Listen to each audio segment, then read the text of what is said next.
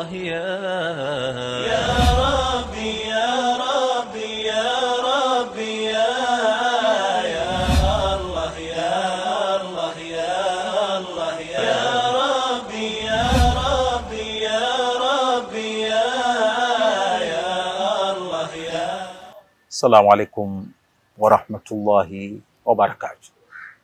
إن الحمد لله نحمده ونستعينه ونستغفره ونعوذ بالله من شرور أنفسنا ومن سيئات أعمالنا. من يهده الله فلا مضل له ومن يضلل فلا هادي له وأشهد أن لا إله إلا الله وحده لا شريك له وأشهد أن محمدا عبده ورسوله. حياكم الله وبياكم إخوة المشاهدين إخوة المؤمنين في كل مكان.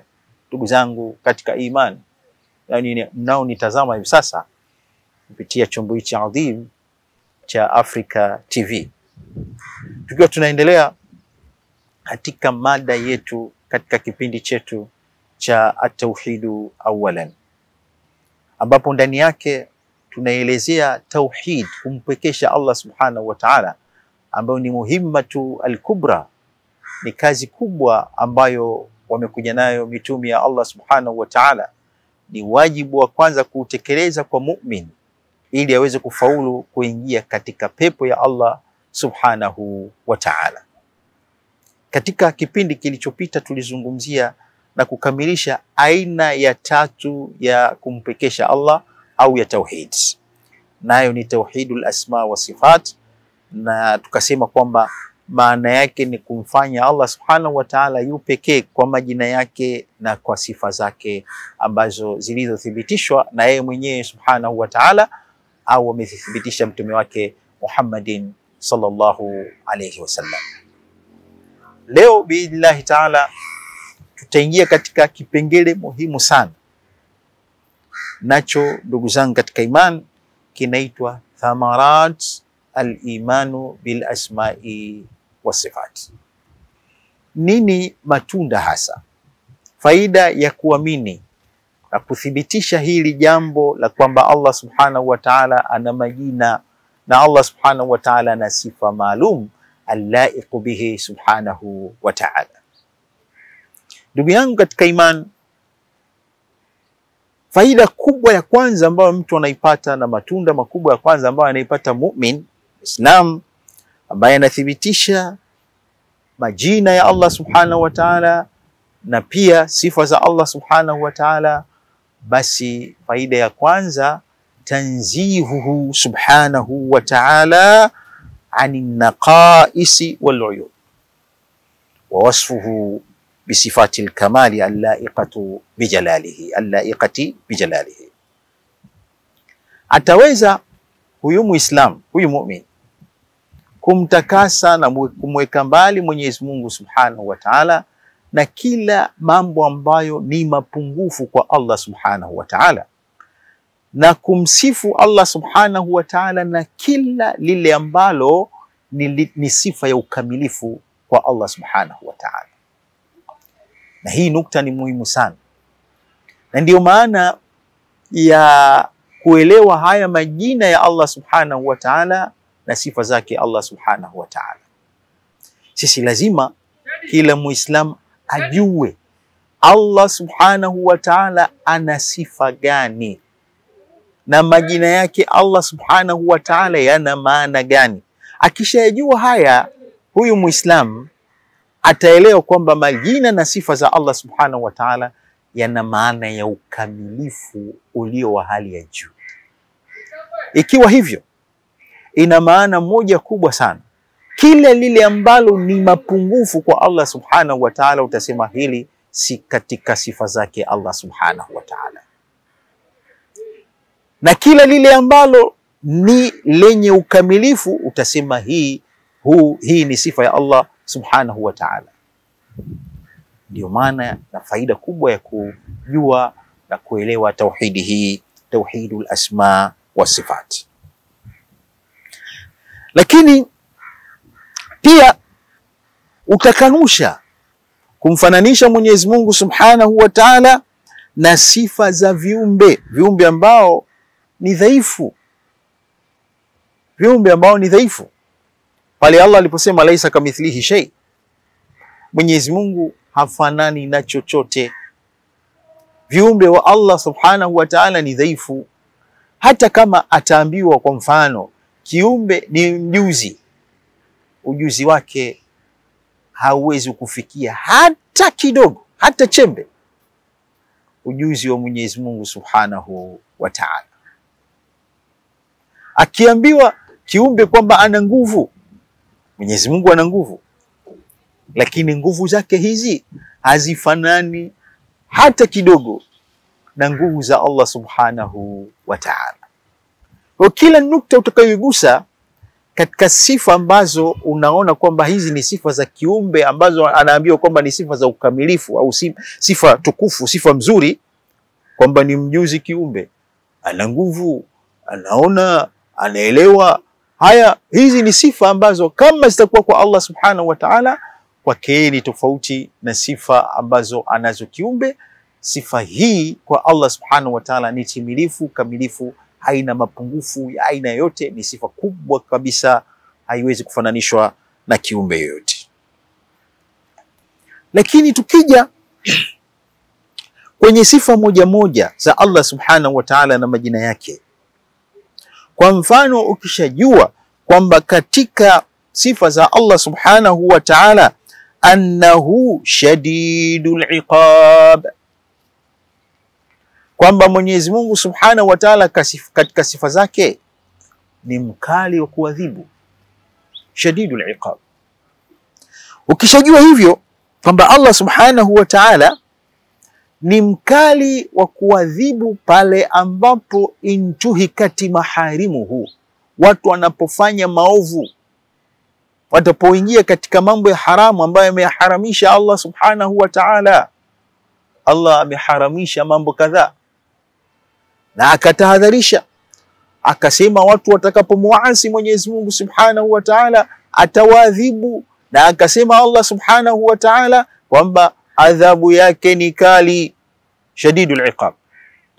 Kijua hivyo, nini utafanya kiumbe? Ewe mu'min, utamwogopa Allah subhanahu wa ta'ala, utamwogopa Allah na utakuwa mbali na kumuasi Mwenyezi Mungu subhanahu wa ta'ala, bali mara zote wewe utakuwa ni mwenye kuogopa, kuishi katika hofu wa kumwogopa Allah subhanahu wa ta'ala, kwamba asije akaniadhibu kwa kufanya kosa hili, kwa sababu Allah ni shadidul iqab.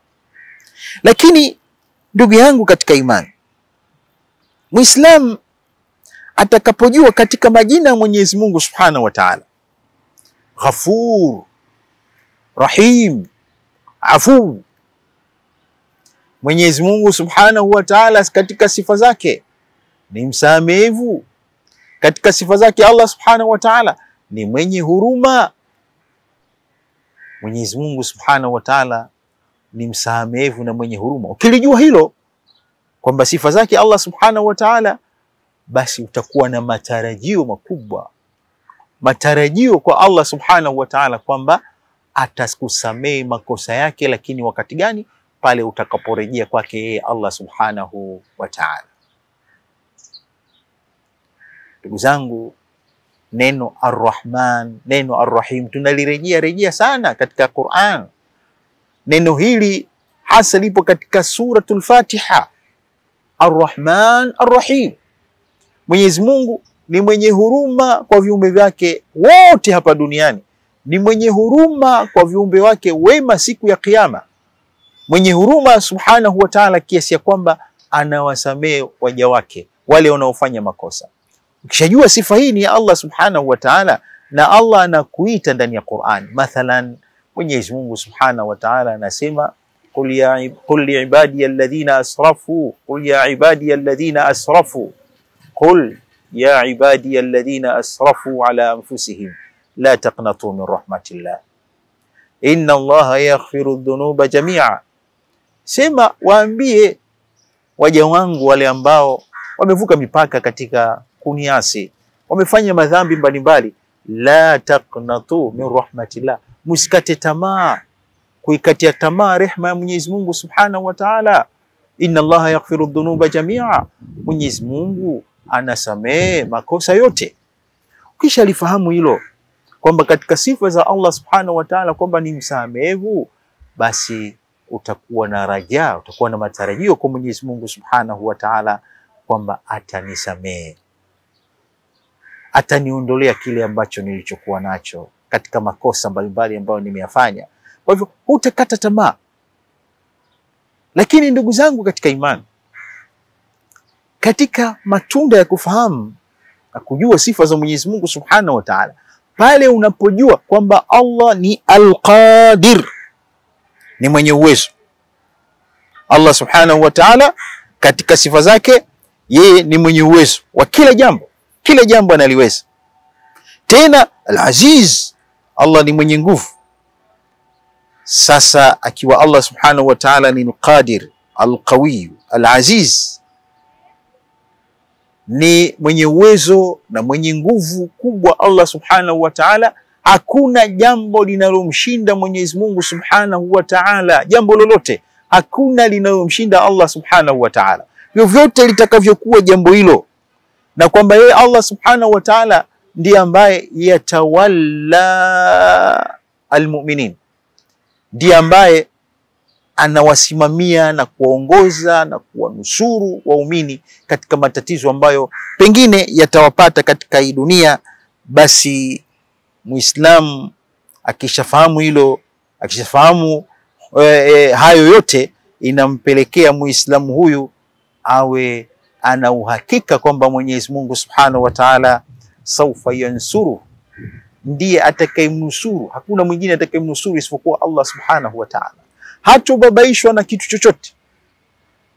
Kwa nini? Kwa sababu Allah ana nguvu.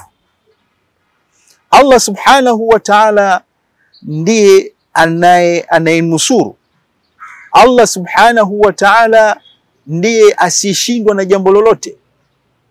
Allah Subhanahu wa Ta'ala ndiye anayewahifadhi waumini na shari mbalimbali ambazo zinazoweza kutokea, bali anawahifadhi waja wake, anawahifadhi waja kwa ujumla na kile ambacho pengine kinaweza kutokea katika shari. Anayehifadhi nani? Ni Allah Subhanahu wa Ta'ala. Sasa ukiwa na matatizo utaelekea kwa nani?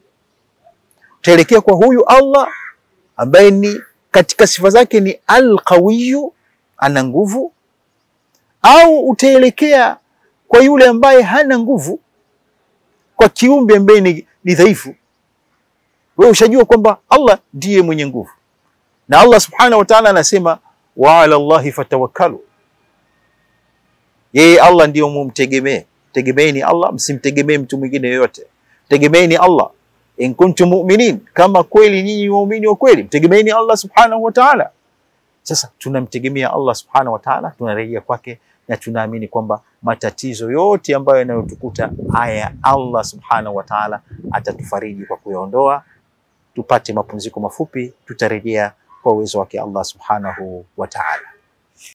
Ya Rabbi, ya Rabbi, ya Rabbi, ya Allah, ya Allah, ya Allah, ya Rabbi, ya Rabbi, ya Rabbi, ya Allah, ya Allah, ya Allah, ya Rabbi, ya Rabbi, ya Rabbi, ya Allah, ya Maratan ukhra, tuzangu katika imani kwa mara nyingine. Katika faida ambazo mu'min anazipata kwa kumpwekesha Allah Subhanahu wa Ta'ala kwenye sifa zake na majina yake Allah Subhanahu wa Ta'ala, ukishajua kwamba Allah Subhanahu wa Ta'ala katika sifa zake ni Al-Basir, ni mwenye kuona sana, kiasi ya kwamba imekuja katika sifa hii ya kuona kwamba Allah Subhanahu wa Ta'ala yara dabiban namlati sauda fi lailati dhalma ala sakhrati sauda. Mambo matatu. Sisimizi ambaye ni mdogo mweusi, ambaye anatembea usiku wa kiza, Allah anaona ile athari aliyopita yule sisimezi. Yani al'an, ndugu yangu katika imani, unapozungumzia athar, kama binadamu anapita au mnyama anapita katika ardhi, huacha athari za nyayo huonekana. Sasa fikiri Mwenyezi Mungu Subhanahu wa Ta'ala katika ujuzi wake, katika kuona kwake, anaona nyayo au athari ya mdudu mdogo ambaye ni sisimizi, tena ni mweusi, anayepita juu ya jiwe ambalo halina juu yake mchanga. Jiwe ambalo wanasema amlas, halina juu yake mchanga. Amepita hapo, Allah Subhanahu wa Ta'ala anaona athari na anajua hapa ndipo alipopita huyo mdudu. Na hivyo hivyo Mwenyezi Mungu Subhanahu wa Ta'ala katika sifa zake, yeye ni Raqib Al-Alim. Raqib, kwamba anakufuatilia, yuraqibuk popote pale ulipo, uwe ndani uwe nje, uwe mbele za watu usiwe mbele za watu, popote pale ulipo Mwenyezi Mungu Subhanahu wa Ta'ala anakufuatilia na anajua nini unachokifanya. Hili ni jambo kubwa sana ndugu zangu katika imani, na kwamba Mwenyezi Mungu Subhanahu wa Ta'ala pia anajua vile tulivyovificha katika mioyo yetu, tunavyovidhamiria, viwe vizuri au viwe ni vibaya. Wewe unapokuwa umekaa na jambo zuri katika moyo wako, Mwenyezi Mungu analijua. Na kama umekaa katika moyo wako umedhamiria dhamira mbaya, kufanya jambo baya, kumuudhi mtu, kumharibia mtu jambo lake, Mwenyezi Mungu anajua. Haya yote ukishajua sifa hizi ambazo ndugu zangu katika imani, kishafahamu hivyo kwamba ananiona Mwenyezi Mungu, anajua kila kitu, ananifuatilia Allah Subhanahu wa Ta'ala, nini itazalika? Matunda gani yatakayopatikana baada ya hapo? Kwamba Allah Subhanahu wa Ta'ala lan yaraka fi ma'asiyatihi, hata kuona wewe Mwenyezi Mungu Subhanahu wa Ta'ala ukimuasi. Kwa sababu kila unapotaka kuasi, kila unapotaka kufanya madhambi, unakumbuka hizi sifa za Mwenyezi Mungu Subhanahu wa Ta'ala. Sio peke yako ulipo hapo, unajiona kwamba Mwenyezi Mungu yupo pamoja nami, unajiona kwamba siwezi kujificha. Wala yakhfa ala Allah Subhanahu wa Ta'ala khafiya, hakuna kinachojificha kwa Mwenyezi Mungu Subhanahu wa Ta'ala. Ndugu zangu katika imani, watu wengi hufanya makosa, hufanya madhambi kwa kukosa sifa hii, kwa kukosa kujua kwamba Mwenyezi Mungu Subhanahu wa Ta'ala ananiona, ananisikia, ananifuatilia popote pale nilipo. Allah yaran, inna Allaha ma'ana, Allahu yarani Subhanahu wa Ta'ala. Kwa hiyo akishajua mtu hivyo, basi Allah Subhanahu wa Ta'ala la yarahu haithu nahahu wa ala muraqabatihi Subhanahu wa Ta'ala fi kulli ma yati wa ma yadhar, kwamba Mwenyezi Mungu Subhanahu wa Ta'ala hatamuona katika maeneo ambayo amemkataza, na atachunga kutomuasi Mwenyezi Mungu Subhanahu wa Ta'ala, na atamchunga Mwenyezi Mungu Subhanahu wa Ta'ala katika kila lile ambalo anaolitenda na anaoliacha. Ikiwa amelitenda, hatotenda isipokuwa ni jambo la kheri. Ikiwa ataliacha jambo, hatoliacha isipokuwa lile jambo ambalo ni baya na linastahili kuliacha. Hii ni nukta katika nukta muhimu sana ndugu zangu katika imani, katika matunda ya kuamini majina ya Allah Subhanahu wa Ta'ala na sifa zake Allah Subhanahu wa Ta'ala. Lakini miongoni mwa hayo, anna man amana bi sifati llahi wasta'adha biha aadahu Allahu mimma yakhafu minhu. Sifa za Mwenyezi Mungu Subhanahu wa Ta'ala ukiziamini na ukajilinda kwa Mwenyezi Mungu Subhanahu wa Ta'ala na hizo sifa zake Allah Subhanahu wa Ta'ala, na ukamuomba, basi Mwenyezi Mungu Subhanahu wa Ta'ala atakulinda na hiyo shari ambayo unaiofia. Na huu mfano upo katika Al-Muawwidhatan, sura mbili zile za kujilinda zinaitwa muawidh, Al-Muawwidhatan. Sura ya kwanza, Qul a'udhu birabbil falaq, Sura ya pili, qul a'udhu birabbin nas. Katika sura hii Muislamu unapoisoma, hebu zingatia maana yake. Utaona ndani yake umetaja sifa za Allah subhanahu wa ta'ala. Qul a'udhu birabbil falaq min sharri ma khalaq wa min sharri ghasiqin idha waqaba wa min sharri an-naffathati fil 'uqad wa min sharri hasidin idha hasad. Hapa umetaja sifa za Allah subhanahu wa ta'ala na ukamuomba Allah subhanahu wa ta'ala akulinde na shari kwa kuzichambua shari hizo. Kwanza ukazisema min sharri ma khalaq, kwa qul a'udhu birabbil falaq min sharri ma khalaq, sema najilinda kwa Mola wa falaq. Falaq nasema asubuhi unapochomoza asubuhi, au falaq kila kinachojitokeza. Yeye ndiyo Allah subhanahu wa ta'ala, ndio mlezi wake. Yeye Allah subhanahu wa ta'ala ndiye anayekimiliki. Yeye Allah subhanahu wa ta'ala ndiye anayekiendesha. Kisha ukasema min sharri ma khalaq, najilinda na shari ya alichokiumba, kiumbe chochote chenye shari. Umetanguliza kumsifu Mwenyezi Mungu kwa sifa yake, alafu ukataja ukamuomba Allah subhanahu wa ta'ala akulinde na shari ya kila alichokiumba. Ma khalaqa, umemtaja tena Mwenyezi Mungu subhanahu wa ta'ala, au umempwekesha tena Mwenyezi Mungu subhanahu wa ta'ala kwa sifa ya kuumba, kwamba shari zote zinazojitokeza ulimwenguni au zilizopo, zote hizo ameziumba Mwenyezi Mungu subhanahu wa ta'ala. Hadha al-iblis al-la'in al-mal'un ash-shaytan ar-rajim, huyu iblisi, shaitani huyu, ni kiumbe wa Mwenyezi Mungu subhanahu wa ta'ala.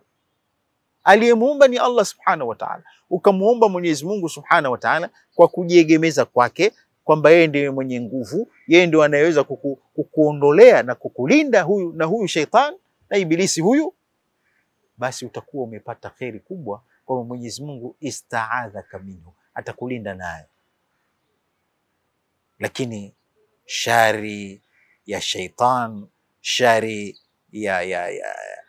shari ya wachawi, shari ya hasad, mahasidi ambao wanaofanya hasad kila wakati, hatakulinda Mwenyezi Mungu subhanahu wa ta'ala. Kwa nini? Kwa sababu umemtaja Mwenyezi Mungu kwa sifa zake, umeelewa katika sifa zake kwamba yeye Allah subhanahu wa ta'ala ndiye anayemlinda mtu, ndiye anayemuokoa mtu, ndiye anayemuondolea mtu matatizo na shari ambazo zinazojitokeza. Na hivyo hivyo sifa zingine ambazo zipo katika muawidhu thani, ambayo ni qul a'udhu birabbin nas malikin nas ilahin nas min sharri alwaswasi alkhannas alladhi yuwaswisu fi suduri nasi min aljinnati wan nas. Na hii hasa imekuwa mahsusi kwa shari za watu. Qul a'udhu birabbin nas ilahin nas min sharri alwaswasi alkhannas, mahsusi kwa shari za shetani, sio shari ya kitu kingine. Shari za shetani ambazo zimekuwa, shetani huyu ndio anaingia katika sifa hiyo, majini na watu wale ambao tashaitanu, wale ambao sasa wamekuwa ni mashaitani, wamekuwa awan shaitan, wamekuwa ni wasaidizi wa shetani, wanamsaidia shetani katika kazi ile ya kuwapotosha watu na kuwaingiza katika moto wa jahannam, waliyadhu billah. Kwa hivyo utakapoelewa tauhidul asma wa sifat, na ukawa unaelewa majina ya Mwenyezi Mungu subhanahu wa ta'ala maana yake nini, na hii ni nukta nyingine muhimu sana, kwamba si tu tunayakariri haya majina, si tu tunakariri kwa ndimi zetu hizi sifa, tukasema ghafurur rahimul qadir ila akhirih, almu'minu almuhaiminu azizul jabbar. Haitoshi tuwe unataja haya maneno na kuyakariri, lakini unaelewa maana yake nini. Ukishaelewa maana yake nini, sasa fanyia kazi ile maana. Ukiona kwa Mwenyezi Mungu ni mwenye nguvu, basi muombe Mwenyezi Mungu akunusuru. Ukiona Mwenyezi Mungu subhanahu wa ta'ala ni msamehevu sana na mwenye huruma, muombe Mwenyezi Mungu subhanahu wa ta'ala akuhurumia, kuondolee madhambi yako. Na ukiona kwamba Mwenyezi Mungu Subhanahu wa Ta'ala ni mkali, ambaye akifanya mtu makosa atamuadhibu na kumuingiza katika moto wake siku ya Kiyama, basi muombe Mwenyezi Mungu Subhanahu wa Ta'ala akuepushe na adhabu yake na au baki katika rehema yake, kwa maana ya kutekeleza maamrisho yake Allah Subhanahu wa Ta'ala. Ndugu zangu katika imani, darsa muhimu, kipindi muhimu, lakini wakati la yusifuna, haututoshi kuendelea na haya mambo. Muislam, at-tauhidu awalan, tauhidi ni jambo la mwanzo. Shikamana na kumpwekesha Allah Subhanahu wa Ta'ala, elewa sifa za Mwenyezi Mungu Subhanahu wa Ta'ala na zitekeleze kama inavyopasa. Wabillahi tawfiq, wassalamu alaikum wa rahmatullahi wa barakatuh. Ya Rabbi, ya Rabbi, ya Rabbi, ya Allah, ya Allah, ya Allah, ya